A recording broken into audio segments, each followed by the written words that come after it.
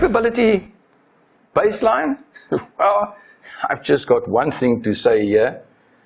To gain wisdom through our own experiences is mostly slow. All right? And in the aviation game, it's quite dangerous. Now you explain to me, we've got the best instructors, we've got the ground school that goes with it, and. But the moment the guy's got an aeroplane, he is Superman himself. Because he had enough money to buy the plane, that makes him capable. Not like that, all right? How will you gain? Are you going to become more experienced by treading on the line all the time? And then on a wish and a whim, maybe you're going to get it right. Why being stupid? We've got the information. Go and read the information. Get with somebody in the air so that you can experience it in the right way. Get in the air that you can get with somebody that shows you that under controlled conditions, give you the experience. If you do that, you flick out. If you do that, they happen that. If you do that, you stall. Because if it's under controlled conditions, then the recoveries can be controlled. But even the recovery from all of these things, they scale. So that's something that you need to have a look at. All right. So really, it's laughable to think that we want to enter into a game where people of more than 100 years have been already working with the stuff. And we get on the scene and we think in one day we're going to change the whole system. First get to know the basics. And as you progress through the years and you really know, then you can push the limits and teach us more and leave more for the next generation. But now to go and try your damnedest to do things to show off to I don't know who, normally ends up in a mangled heap. Oof. All right, didn't want to get it so seriously dramatic at this stage. Let's see. Capability baseline for crew members. The first thing is knowledge. Everything starts with knowledge. Once you've got the knowledge, you can then expand on that. But you need to have the base. You cannot do mathematics if you do not understand the basic of mathematics. You cannot utilize science if you do not understand the basics of science. You cannot redesign an aircraft if you don't understand the basic principles of design. Why? Because we work in a fixed science and environment and we've got to adapt our tools to be able to handle the environment that we work in. Knowledge. Only when you have knowledge. Now, skills. And there's motorized, and we'll look a little bit more at the skills, but skills. The skills to be able to do stuff, the skills to be able to talk to you, the skills to understand, the skills to teach, the skills to fly, the skills to make decisions. Those are the cognitive things. Your thinking processes. What is happening up here? How agile are you up here? Oh, and by the way, you can be the quickest decision maker in the world if you haven't got the information or the knowledge. It's going to be a rubbish decision anyway, because it's going to be a thumb suck. All right. Thumb sucking is not really aviation. It's not even aviation-ishy. It's rubbish. Okay. Attitude. Attitude. You know that in an aircraft's attitude, we say it's the longitudinal axis of the aircraft when we're talking about pitch attitude in relation to the horizon, or if it's a bank attitude, the lateral axis in relation to the horizon. An attitude is always in reference with something true, something steady, like the horizon.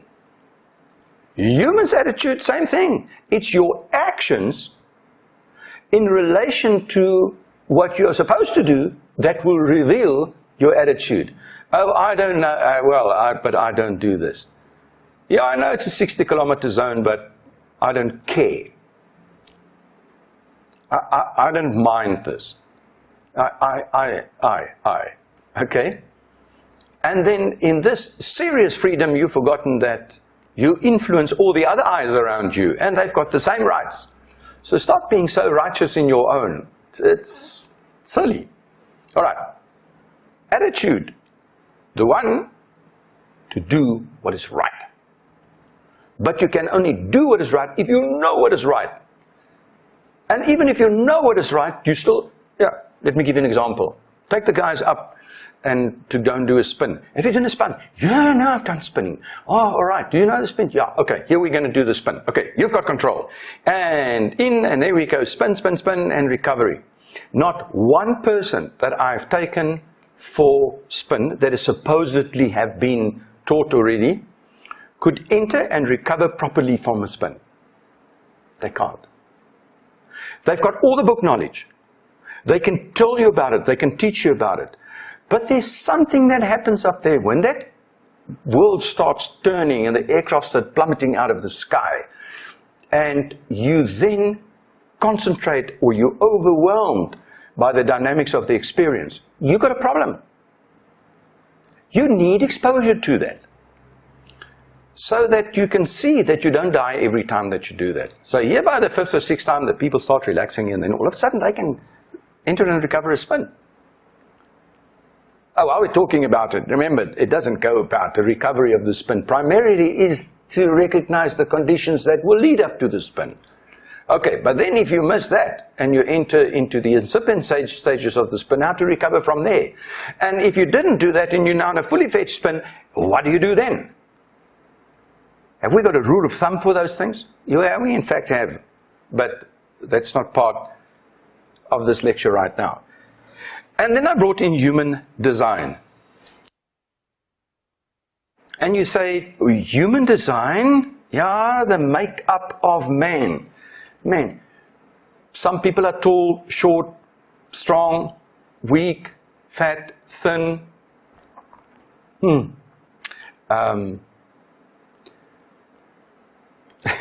I'm always in trouble when the people say to me, I said that, you know, we're all endowed with different sort of potentials in terms of IQ and all that kind of stuff. And they say, no, everybody's got the same potential. I say, that's great, but your potential better be developed to the right level from where we can take this into the flying game. Because if we're still struggling with the basics here, although you might have all the potentials in the world, we haven't got the time. All right?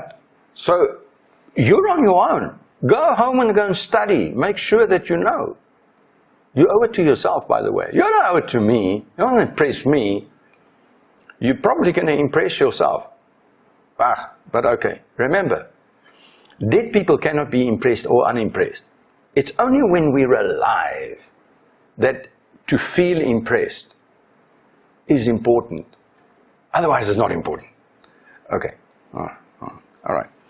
Here we're looking at crew members' basic skills. Know, knowledge. Firstly, it's very important to become aware of what you know, and more importantly, what you do not know. Wait, I want to get a red pen here, and that which you do not know.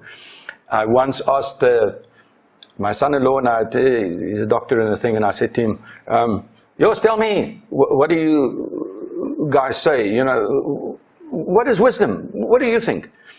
And he said, well, I think the wisdom starts when you realize that which you do not know. Huh?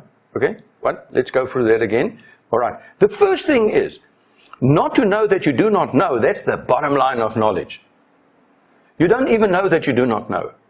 And then the student walks in and they say, okay, I want to come and fly. And I say to him, hey, I tell you what you do not know. You do not know the air law. You do not know the MET. You do not know the this and the that and the rest. And you do not know the CRM. Okay? And now you're going to get to know it. But it can't all come from me. There's got to come a lot from you as well. So just remember, as a basic rule in life, the moment that you get, I don't want to jump things, but how will I know that I do not know? Listen, planning. Plan to do things. When you plan, when you actually plan, you will realize, oh, but I don't know this. Great. Now, if you know that you do not know, seek to know. Get to know before you do. Otherwise, well, your rib cage is open, and then you cannot come and cry. Okay? You've got to take it on the chin. Wherever, you've got to take it. Oh, wait now. I'm going to go back there. All right.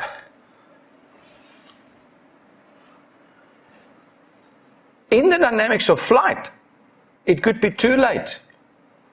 You don't want to be in the air, and then all of a sudden they say, hey, I did not know that, and I did not. Well, what is it that you must know? Well, you must know the truth. Okay, we're going to talk about the truth a little bit more. All right, but I'm just going to dip it in there. You've heard and the truth will set you free. What is the truth? And free from what? Okay, this is not a sermon, so I'm going to keep this on earth here. Okay, so I'm going to talk about what is the truth on earth and what does it set you free from.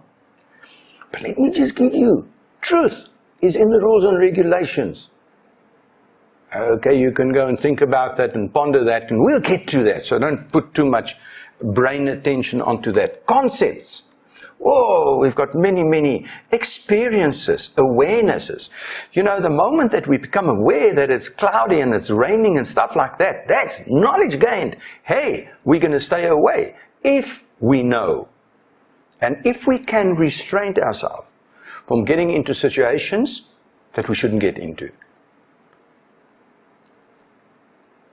In a previous, I nearly said life, in a previous job I had, the boss said to me, you know, it's only important, the must-dos in life is you must eat, you must drink, you must go to the toilet, you must sleep, and that's about it.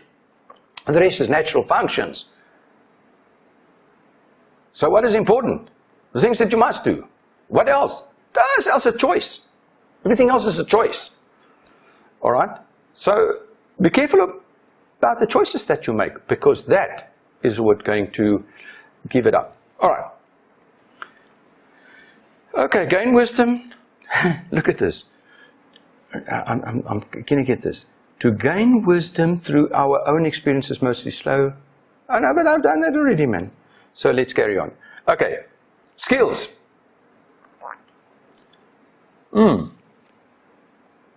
There's obviously a phenomenal amount of skills, but a few of those ones, your motorized skills, verbal, to be talk, thinking skills, emotional stability, people skills, all that kind of stuff.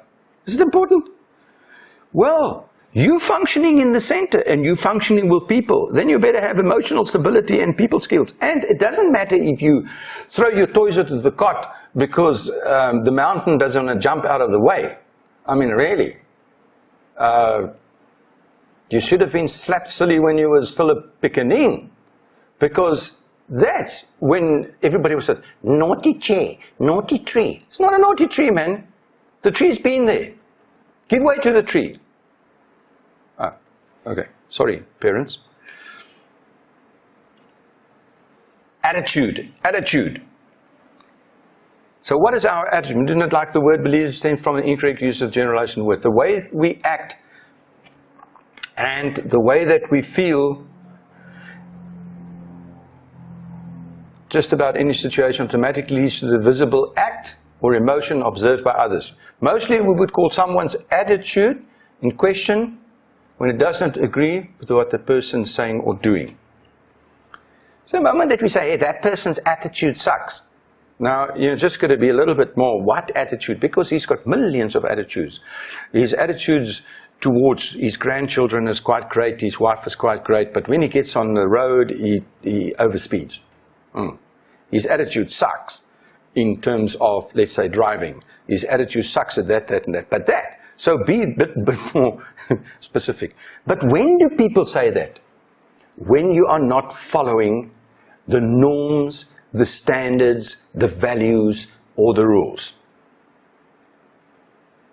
Oh, he's a very sucky attitude. What do you mean? No, he's late every morning. Well, that's a sloppy attitude. Okay, there we go.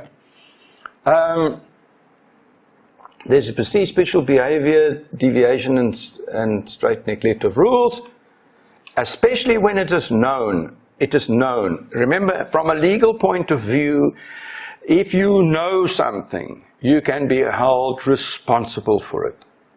If you do not know, I know there's a thing that says ignorance in the law is not blah, blah, blah. But remember that in your environment, if I induce somebody into the flying environment, you cannot expect that person to know all the rules and regulations. It's up to us to teach them. And then it's up to them to apply it. That's where the thing comes in. We talk about discipline and motive. Discipline is to doing the right thing. Motive is the intentions. Look, there are many, many headings that I've got to put here for attitude. But, you know, for the sake of brevity and what we're using in the cockpit, discipline. Discipline. Discipline means to follow the rules, to follow the plan. It means that you did do a plan. And the plan created certain expectations, and while you were doing the job, you were comparing the expectations with the actual that you're receiving, and that is what we're talking about. And then here I say, I was trying to be clever. I said, if knowledge is power. Because you've heard many people say the pen is power and all that. No, the knowledge is power. Skills will give you the agility to operate with that power. But your attitude that you show is going to be the ultimate judge. Yeah, rather nice. I've got the knowledge. All right. Now, I need the skills to be able to use this knowledge. And now I must have the internal discipline to be able to apply what I've learned. I know what I do not know. I know I haven't been trained for night flying. Oh well. But I have the knowledge. I haven't got the skills. And I'm still going to fly, so I will be judged. Maybe you get away with it. Maybe you don't. Are you really betting your future on a maybe, maybe not? That is not crew resource management base. That's not a baseline foundation. It can't be like that. That would be absolutely ridiculous. Right, then we get to crew members' basic skills required.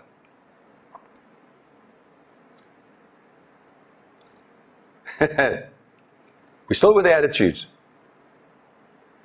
That's the norms and values things, eh? But here I want good attitude is good discipline. Follow the rules. Professional before and after. Prepare to learn. Be prepared to learn. Be prepared to listen. Be prepared to learn. Wait, this one needs, we judge people. I said, but he's not, he can't, it's your fault. He's not passing the exam. He's not passing the fault, your fault. Your system sucks. You don't give him good enough information. Yeah, but I've given him all the classes. I've asked him 1,000,000 times if he understands. He hasn't even got the big world to go forward to say, okay, I don't understand. Because he knows that when he says that, you're going to have to talk to him until he understands. That's exposure. Oh, don't want that. So you go and write exam and you fail, and you write exam and fail, and you hope one day that you are just going to be lucky to either pass, or that you, by some luck or chance, are going to get an exam paper which contains all the questions that you've had before, and that is going to make you pass. Oh, sure. All right. And you want me to strap $1 billion aircraft on your back? I don't think so. Nah. If you don't want to be taught, if you haven't got the heart of somebody that can be taught. Stay out of this game, man. Go and find yourself a game where you can be with a sucky attitude. Then I say, yeah, you know, be prepared to use golden keys. Now, what are golden keys? That's just little nuggets that was actually born out of other people's ill. Okay, not everything is from ill experiences, but there are. You've been taught at school. There's a rule of thumb. When you do that, that's it, and that's it. And we give you, if you see that, that's what you do. If you do that, do that. It's just a quick reference that's built in. That's what we call a rule of thumb. And then here, an officer and a gentleman. Right? I asked one of the guys, what do you mean by officer and gentleman? He says that's somebody that will eat his pudding with a spoon and a fork even if nobody is watching.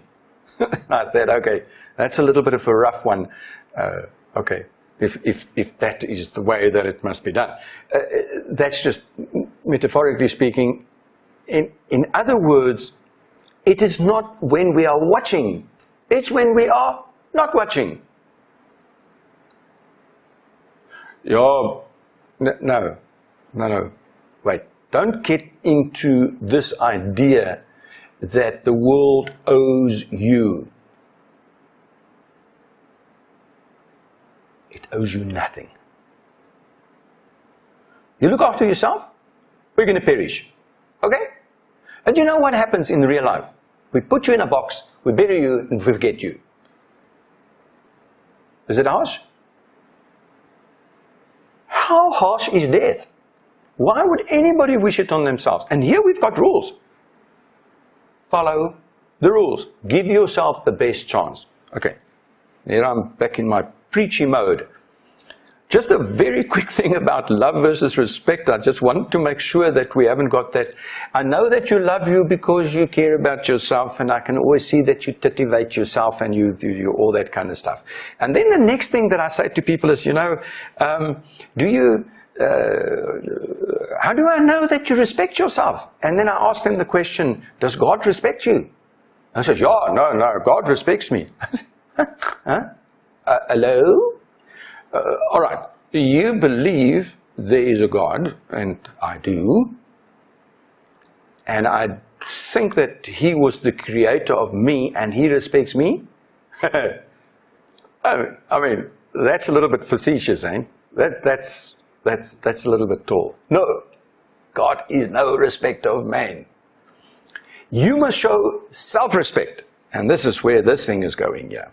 It says, first one must respect oneself. Then that's me, will take notice that you respect others. Those are the two things. I must respect myself. If I can respect myself, and I show I can respect others, only then you will give me the idea that I can trust you with my machine, with my aircraft. And then I can trust you with that aircraft in the environment. And only then I can say that you respect God.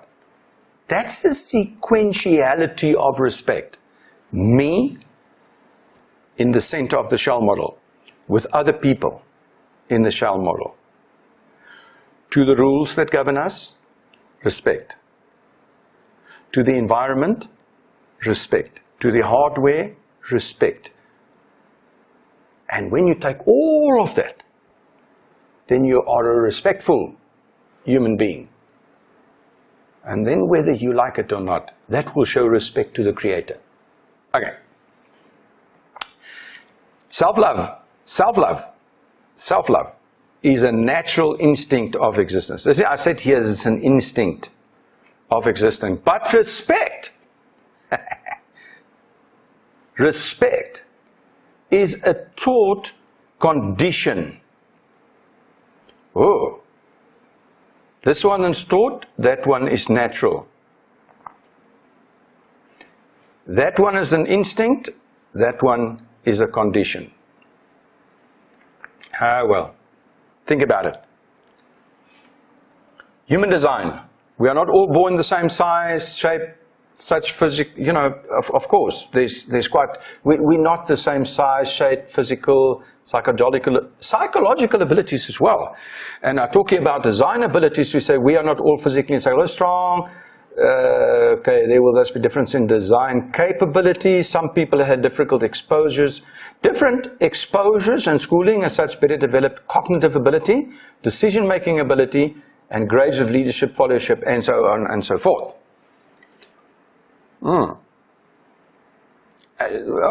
Wait, just the next one, and then we can chat about this. The design limitations, we can only run that fast, walk that fast, think that fast, and all that kind of stuff. I mean, come on. We are designed, and that's where the thing about human factors are coming from. Because we found that for us to interface primarily with machine, we had a couple of shortcomings. We're not like a robot. We make mistakes. That's human factors. And there you've got it.